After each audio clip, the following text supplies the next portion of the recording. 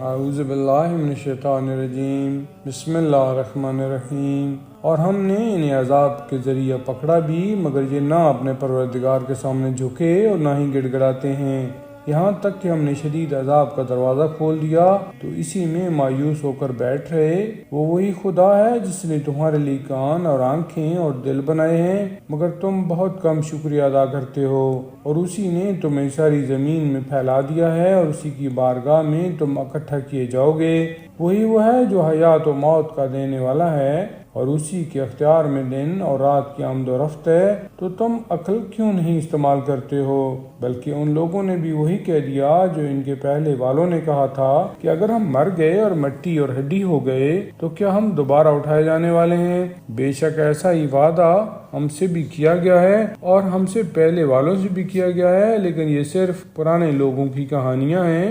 تو ذرا آپ پوچھئے کہ زمین اور اس کی مخلوقات کس کے لیے ہے؟ اگر تمہارے پاس کچھ بھی علم ہے، یہ فوراً کہیں گے کہ اللہ کے لیے ہے، تو کہیے کہ پھر سمجھتے کیوں نہیں ہو؟ پھر مزید کہیے کہ ساتواں آسمان اور عرش اعظم کا مالک کون ہے؟ تو یہ پھر کہیں گے کہ اللہ ہی ہے، تو کہیے کہ آخر اس سے ڈرتے کیوں نہیں ہو؟ پھر کہیے کہ ہر شے کی حکومت کس کے اختیار میں ہے کہ وہی پناہ دیتا ہے اور اسی کے عذاب سے کوئی پناہ دینے والا نہیں ہے۔ اگر تمہارے پاس کوئی بھی علم ہے تو یہ فوراً جواب دیں گے کہ یہ سب اللہ کے لیے ہے، تو کہیے کہ آخر پھر تم پر کون سا جادو کیا جا رہا ہے؟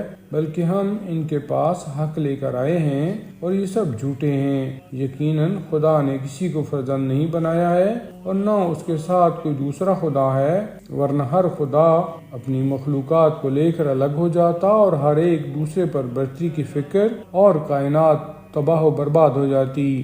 اللہ ان تمام باتوں سے پاک و پاکیزہ ہے، وہ حاضر و غائب سب کا جاننے والا ہے اور ان سب کے شرک سے بلند و بالا تر ہے۔ اور آپ کہیے کہ پروردگار اگر جس عذاب کا ان سے وعدہ کیا ہے مجھے دکھا بھی دینا، تو پروردگار مجھے اس ظالم قوم کے ساتھ نہ قرار دینا، اور ہم جس عذاب کا ان سے وعدہ کر رہے ہیں اسے آپ کو دکھا دینے کی قدرت بھی رکھتے ہیں، اور آپ برائی کو اچھائی کے ذریعہ رفع کیجئے کہ ہم ان کی باتوں کو خوب جانتے ہیں۔ اور کہیے کہ پروردگار میں شیطانوں کے وسوسوں سے تیری پناہ چاہتا ہوں اور اس بات سے پناہ مانگتا ہوں کہ شیاطین میرے پاس آ جائیں، یہاں تک کہ جب ان میں سے کسی کی موت آ گئی تو کہنے لگا کہ پروردگار مجھے پلٹا دے، شاید میں اب کوئی نیک عمل انجام دوں۔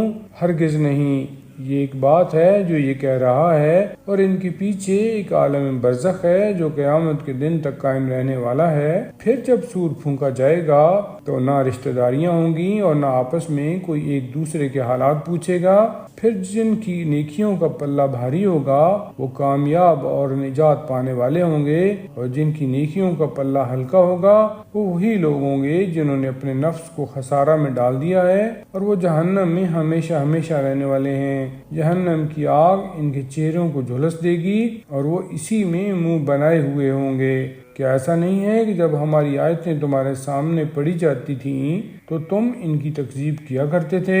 وہ لوگ کہیں گے کہ پروردگار ہم پر بدبختی غالب آ گئی تھی اور ہم گمراہ ہو گئے تھے، پروردگار اب ہمیں جہنم سے نکال دے، اس کے بعد دوبارہ گناہ کریں تو ہم واقعی ظالم ہیں۔ ارشاد ہوگا کہ اب اسی میں ذلت کے ساتھ پڑے رہو اور بات نہ کرو۔ ہمارے بندوں میں ایک گروہ ایسا بھی تھا جن کا کہنا تھا کہ پروردگار ہم ایمان لائے ہیں، لہذا ہمارے گناہوں کو معاف کر دے اور ہم پر رحم فرما کہ تو بہترین رحم کرنے والا ہے۔ تو تم لوگوں نے ان کو بالکل مذاق بنا لیا تھا، یہاں تک کہ اس مذاق نے تمہیں ہماری یاد سے بالکل غافل بنا دیا اور تم ان کا مذاق ہی اڑاتے رہ گئے۔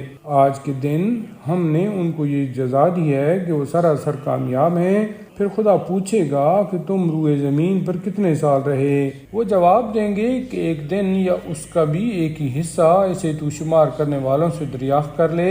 ارشاد ہوگا کہ بے شک تم بہت مختصر رہے ہو اور کاش تمہیں اس کا ادراک ہوتا۔